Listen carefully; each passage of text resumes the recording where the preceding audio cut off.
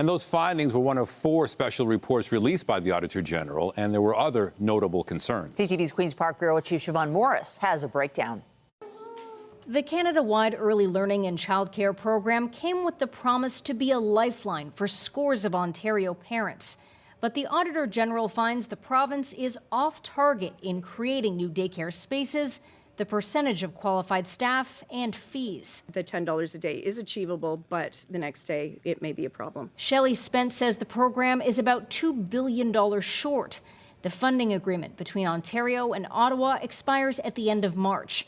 The Minister of Education says the feds need to pony up more, but talks haven't really started. I don't want to make it seem like they're being difficult. They've just had a lot of other things that they've been focused on, but I think parents are also focused on a lot of things and they want some certainty. While there are more daycare spaces than there were 5 years ago, lower income families aren't getting into them. There were 31% fewer spaces because of the increasing demand for those lower income families that received this fee subsidy. In 2023, some 80,000 funded spots sat empty, almost half of the operators in the program running below capacity. There is a website in the works to centralize wait lists and help families find childcare spaces, but it won't be ready until 2029.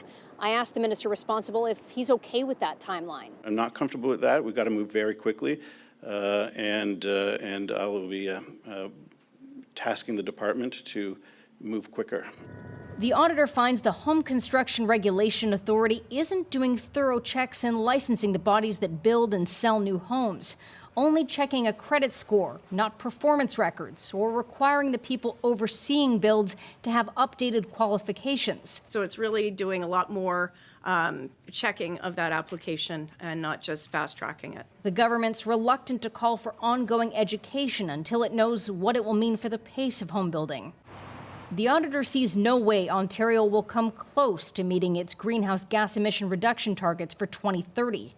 The government has said as much, but Spence finds the gap is likely going to be much bigger than predicted. The Ministry of Environment, Conservation and Parks forecasts likely overestimated the reductions expected from both federal and provincial initiatives across multiple sectors. Like the elimination of the carbon tax, Spence cautions Ontario didn't factor in effects of things like reducing tolls or potential delays in building out nuclear power.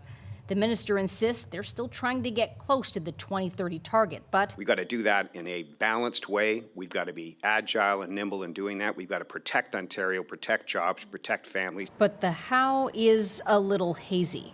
At Queen's Park, Siobhan Morris, CTV News.